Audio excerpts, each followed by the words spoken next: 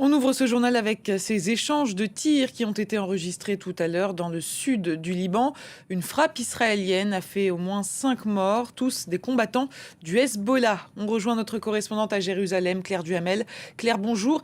Qu'est-ce qu'il s'est passé précisément tout à l'heure dans le sud Liban? Bonjour. Oui, une frappe israélienne qui a tué plusieurs combattants du Hezbollah. Ces frappes, elles sont devenues extrêmement régulières. Ces derniers jours, elles se multiplient. Et aujourd'hui, eh bien, un drone explosif du Hezbollah est aussi parvenu à frapper le nord d'Israël. Ça s'est passé dans la ville de Nahariya, qui est à environ 8 km de la frontière avec le Liban.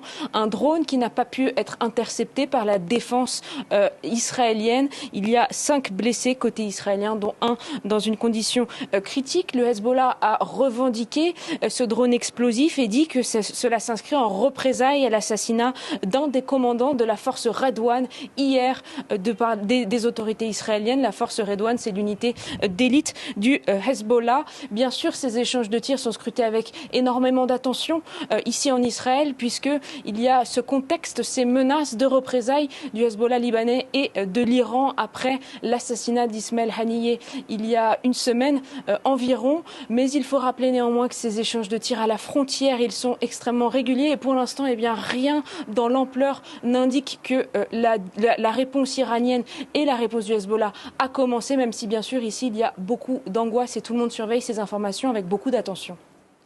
Claire, on en parle un peu moins, mais la tension est toujours vive en Cisjordanie, où 8 Palestiniens ont été tués aujourd'hui par l'armée israélienne.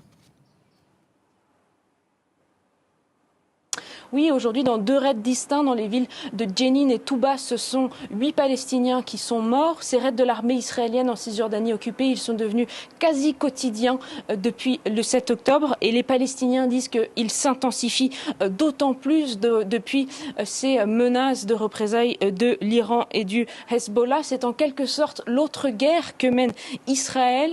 Depuis le 7 octobre, ce sont 612 Palestiniens qui ont été tués en Cisjordanie occupée, tandis que dans un même temps, 17 Israéliens, parmi lesquels des civils mais aussi des soldats, ont été tués dans des attaques ou des attentats.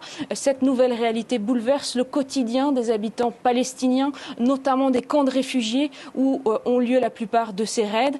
Il y a 2 jours, par exemple, ce sont 2 attaques aériennes qui ont visé des combattants dans le secteur de Tulkarem. 8 Palestiniens sont morts et eh bien, ces frappes aériennes sur la Cisjordanie, elles demeurent extrêmement rares en Cisjordanie. Pour tout dire, elles n'existaient pas avant le 7 octobre ou presque, mais désormais, à mesure que la situation se complique et que la violence de ces raids s'intensifie, eh bien désormais les habitants palestiniens disent que ces frappes de drones sont aussi une crainte en Cisjordanie.